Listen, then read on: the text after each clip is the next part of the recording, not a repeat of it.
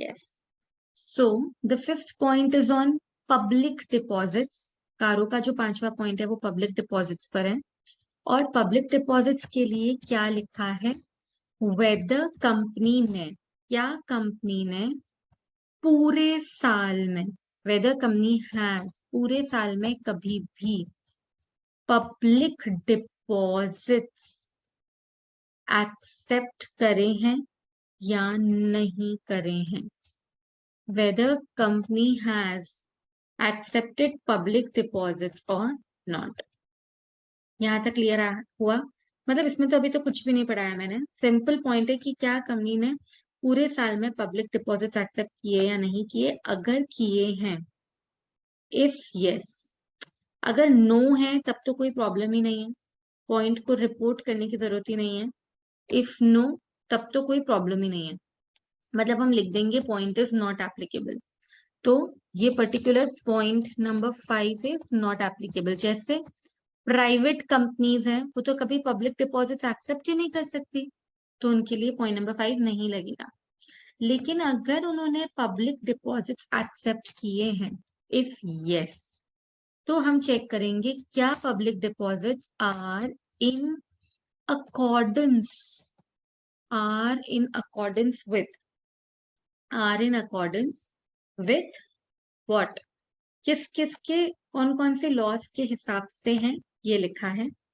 Point number 1, are in accordance with company law section 73 to 76, company law के हिसाब से करा है या नहीं करा है।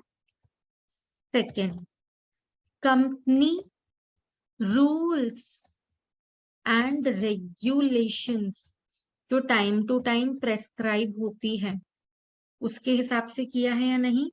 एंड थर्ड पॉइंट सेज कि आरबीआई के डायरेक्टिव्स के हिसाब से किया है या नहीं किया है, एज पर आरबीआई एक्ट।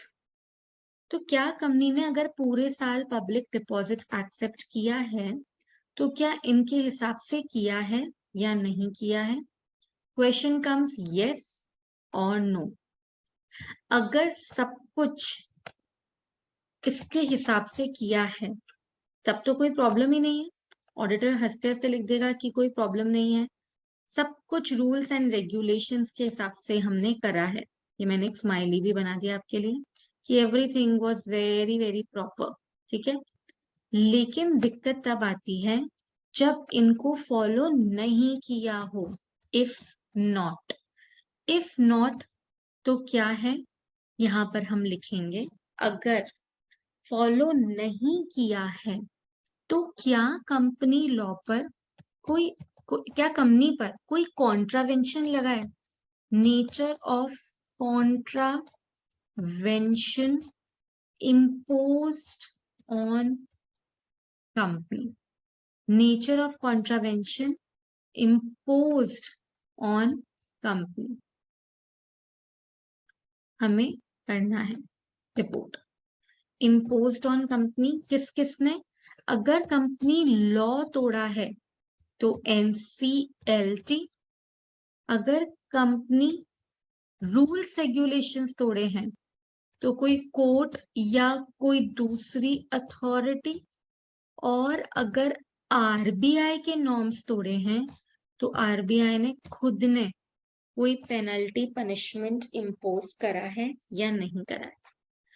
अगर पेनल्टी पनिशमेंट इम्पोज हुआ है, अगर पेनल्टी पनिशमेंट इम्पोज हुआ है तो ऑडिटर ये भी रिपोर्ट करेगा कि whether such penalties and punishments, whether such penalties and punishments are complied with or not। ये हो गया तुम्हारा पब्लिक डिपॉजिट्स का पॉइंट। क्या हुआ है कि क्या कंपनी ने पूरे साल में कभी भी पब्लिक डिपॉजिट्स एक्सेप्ट करे, फिर अगर करे तो क्या वो rules and regulations company law के हिसाब से थे या नहीं थे? आरबीआई डायरेक्टिव्स के हिसाब से थे या नहीं थे?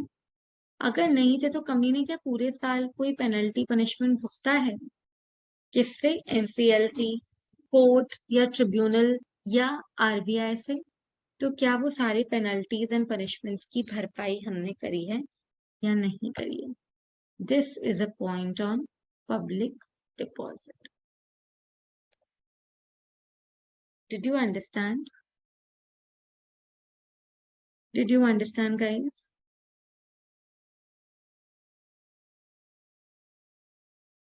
Yes. मैंने इसका फोटो क्लिक कर कर ग्रुप में शेयर कर दिया. क्लोज कर रही हूँ मैं इस आउटपुट को और बुक पे आ रही हूँ. ये देखो, मेरे साथ रीड करना.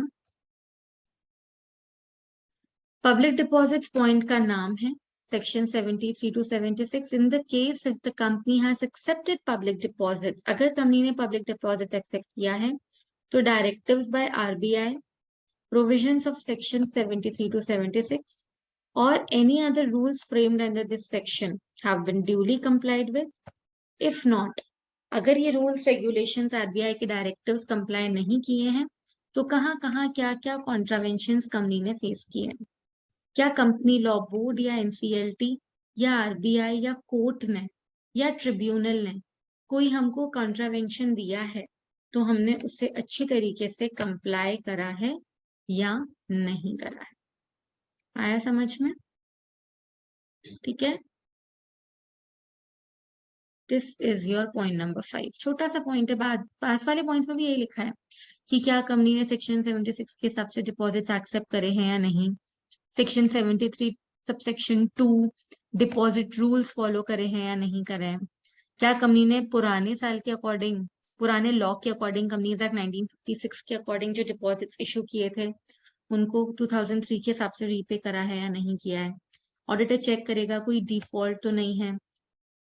फिर ऑडिटर एग्जामिन करेगा कहाँ कहाँ क्या क्या इंटरनल कंट्रोल्स लगे हैं ताकि कोई चोरी नहीं हो रही है, कोई प्रॉब्लम नहीं हो रही है. ठीक है. Did you understand? Should we move with the next point? Next point is very very very simple. Cost records. बहुत सिंपल है. पता है ये पॉइंट क्या कहता है कि अगर सेक्शन 148, अगर सेक्शन 148 में सेंट्रल गवर्नमेंट ने ऑर्डर दिया था कि कॉस्ट रिकॉर्ड्स बनाओ, तो क्या आपने कॉस्ट रिकॉर्ड्स बनाए हैं या नहीं? Whether maintenance of cost records have been prescribed by rules, नहीं, सेंट्रल गवर्नमेंट. क्या सेंट्रल गवर्नमेंट ने कंपनी को कॉस्ट रिकॉर्ड्स बनाने के लिए कहा था क्या? तो सिर्फ रिकॉर्ड्स पर कमेंट करना है गाइस. ऑडिट के लिए कुछ नहीं लिखा है यहाँ पे. ऑडिट के लिए कुछ भी नहीं लिखा है. कितना सिंपल पॉइंट है. पॉइंट ये कहता है कि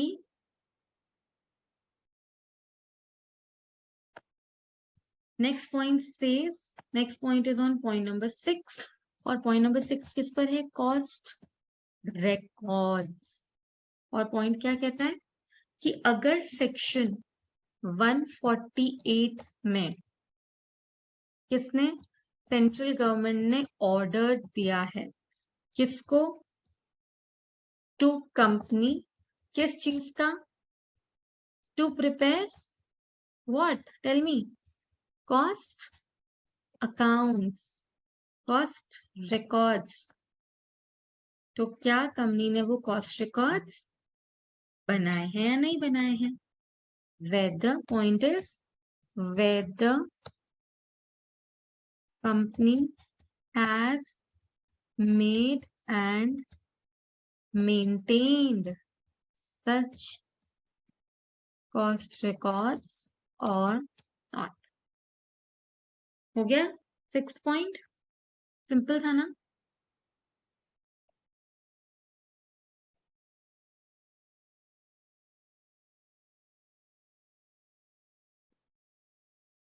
आगे बढ़ू.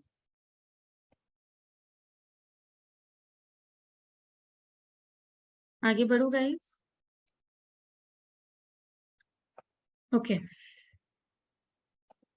So this was your which point? Cost records वाला 6th पॉइंट। अब आगे बढ़ते हैं towards the 7th point, which is again very very simple, statutory dues. Talking about statutory dues. अब ये पॉइंट है स्टैट्यूटरी ड्यूज का, थोड़ा सा बड़ा पॉइंट है, 5 मिनट लगेंगे, मतलब कॉस्ट रिकॉर्ड जितना छोटा पॉइंट नहीं है बेसिकली। तो स्टैट्यूटरी ड्यूज पर हमें क्या रिपोर्ट करना है, चलो पहले मैं तुम लोगों को समझा देती हूँ इसको। What do you mean by statutory dues? Statutory dues मतलब वो ड्यू जो किसी स्टैट्यूट के अकॉर्डिंग पेंडिंग पड़े, किसी लॉ के अकॉर्डिंग पेंडिंग पड़े, उन ड्यूज को बोलते हैं स्टैट्यूटरी ड्यू। तो कारो में ऑडिटर क्या रिपोर्ट करेगा? कारो में ऑडिटर रिपोर्ट करेगा कि कोई स्टैट्यूटरी ड्यू है जो पेंडिंग पड़ा है, कंपनी ने पे नहीं किया है। क्यों नहीं किया है? ऐसे ही कंपनी ने सोचा कर देगी, या कोई डिस्प्यूट चल रहा है, कोई केस चल रहा है, कहीं कोर्ट में हियरिंग बाकी है। जैसे इनकम टैक्स ऑफिसर ने जानवी को फोन किया, जानवी अभी आपने जो self assessment income tax return भरा है वो हमने पढ़ लिया, और हमको ऐसा लगता है कि आपने टैक्स भरा है 10,000 रुपए का, लेकिन हमारे हिसाब से टैक्स बनता है 25,000 रुपए का। तो जानवी जल्दी से जल्दी 15 दिन के अंदर अंदर जो बैलेंस 15,000 है प्लस उसके ऊपर जो इंटरेस्ट पेनल्टी है वो जमा कराओ। लगभग 20,000 रुपए जमा कराने को बोला। जानवी ने कहा यार कौन तो पंगा ले, ठीक है जमा करा दूंगी। तो जानवी ने जमा कराना है, कोई डिस्प्यूट नहीं चल रहा, उसने कहा ठीक है सर मैं करवा दूंगी। लेकिन अभी 31 मार्च आ गई और वो ड्यू पड़ा है अमाउंट, तो उसके ऊपर भी रिपोर्ट करना है। और एक जानवी ने बोला ऐसे कैसे 25,000 रुपए मैं नहीं दूंगी, मैंने अच्छे से टैक्स कंप्यूट किया है, सीए से टैक्स फाइल करवाइए। मैं सीधा एपेलेट कोर्ट में चल रही हूँ, इनकम टैक्स एपेलेट ट्रिब्यूनल में, मुझे नहीं देना है। तो कोई डिस्प्यूट चल रहा है तो कैसे रिपोर्टिंग करनी है, ये पॉइंट है तुम्हारा next point. It talks about statutory due. What is the point? The it is point number, which point is this, tell me, ये कौन सा पॉइंट है? स्टैट्यूटरी ड्यूज, कौन सा पॉइंट है ये? It is talking about statutory dues. इसको दो पार्ट्स हैं, मैं इनको दो पार्ट्स में डिवाइड कर देती हूँ। एक स्टैट्यूटरी ड्यू नहीं पे किया है क्योंकि ऐसे ही पे करना है, और एक नहीं पे किया क्योंकि कोई डिस्प्यूट चल रहा है।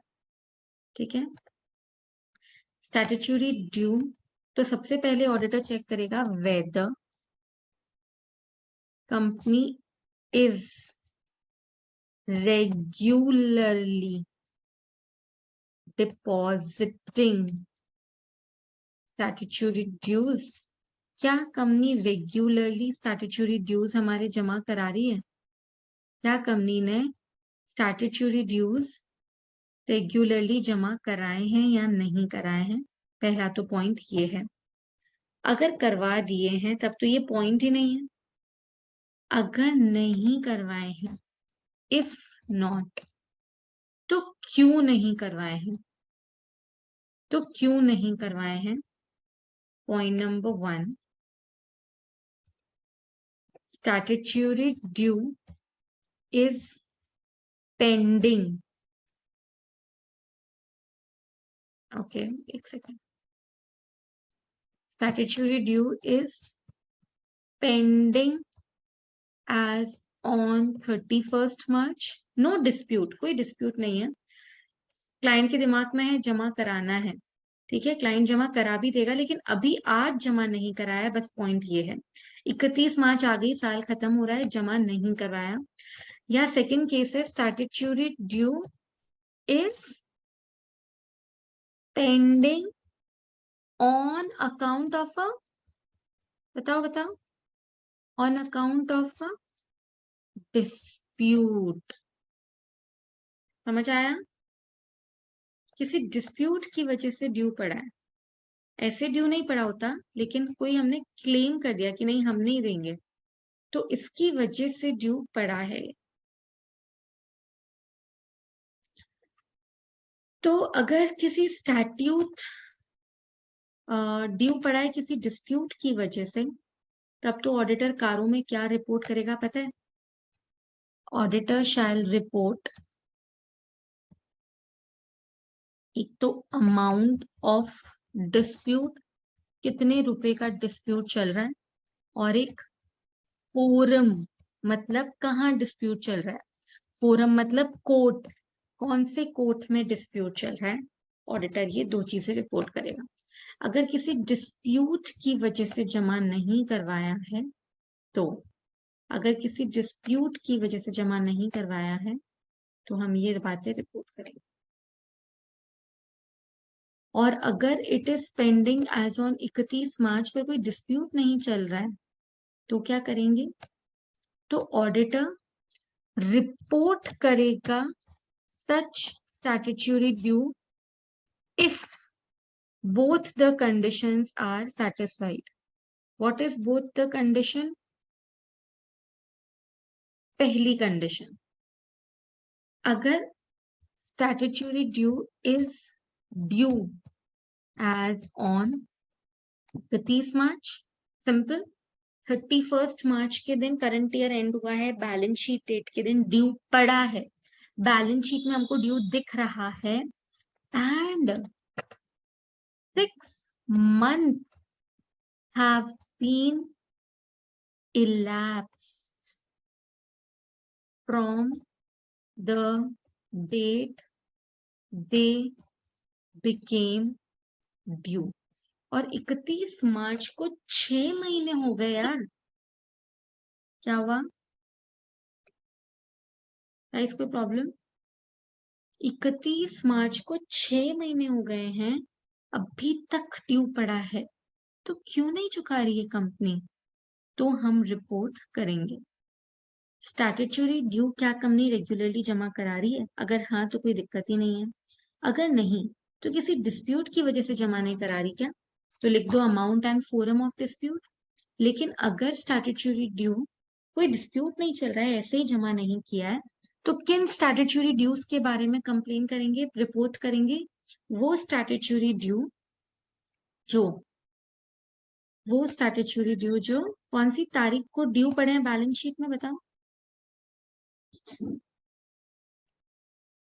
बताओ ना, कोई है क्लास में? 31 मार्च। ये देखो मैंने एक चार्ट बनाया तुम्हारे लिए, इसमें मैं लिखती हूँ एज ऑन 31/3, इसमें मैं लिखती हूँ जिस दिन ड्यू हुए हैं उस दिन 6 मंथ्स इलैप्स हुए हैं या नहीं हुए, फिर इसमें मैं लिखती हूँ रिपोर्ट करना है या नहीं करना है।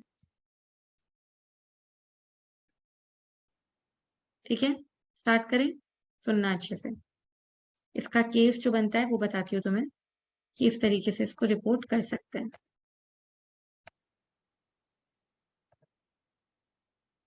सबसे पहले गाइस क्लियर दिख रहा है? फर्स्ट केस, कोई स्टैट्यूटरी ड्यू है, वो ड्यू हो गया था 1 मई 2021 को और 31 मार्च को ड्यू पड़ा है।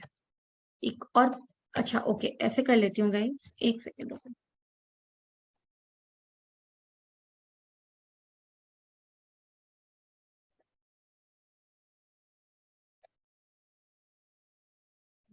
नहीं नहीं, एक second guys, just a minute. Paid और इसको कर देते हैं ड्यू। ठीक है, अब क्लियर हो जाएगा एक ही बार में। तो ड्यू हुआ था 1 मई 2021 को और पे हुआ है 1 फरवरी 2022 को।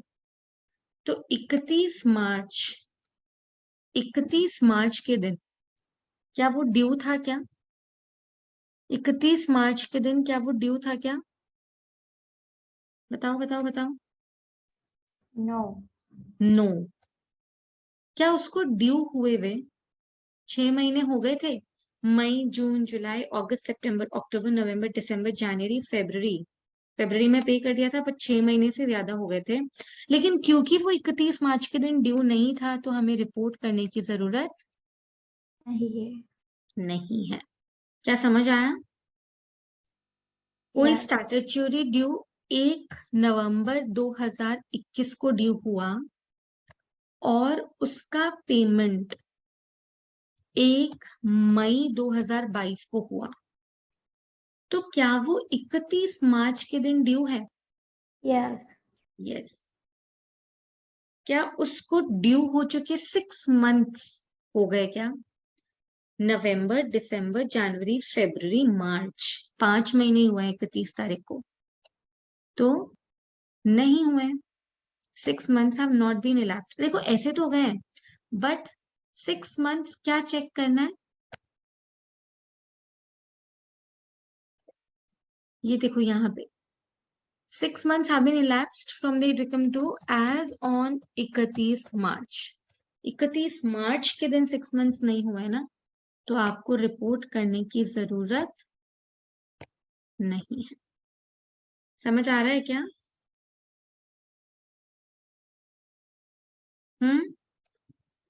सपोज ड्यू हुआ था ये 1 मई को 2021 और इसका पेमेंट किया 1 मई 2022।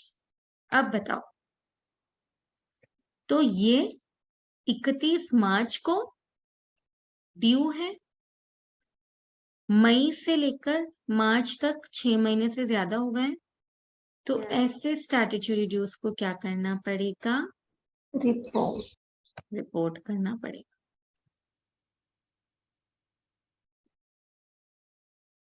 आया समझ में?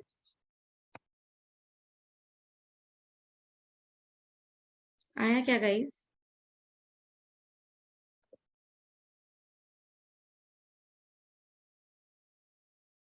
बताओ भाई।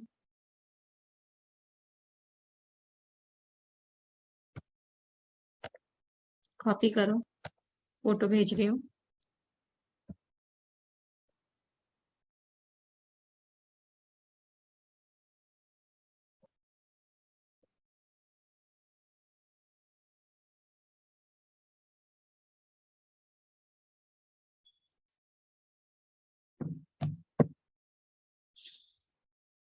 "43 people have replied, total checks।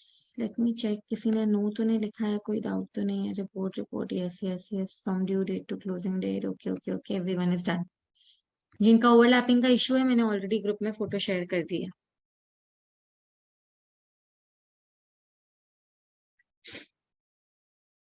ठीक है। So this was reporting on statutory due. This was the 7th point. Now copy करो, मीटिंग खत्म होने वाली है, 1 मिनट ही बचा है। ज्वाइन करो नेक्स्ट मीटिंग में, ठीक है? मैं मीटिंग एंड कर रही हूँ, join in the next meeting.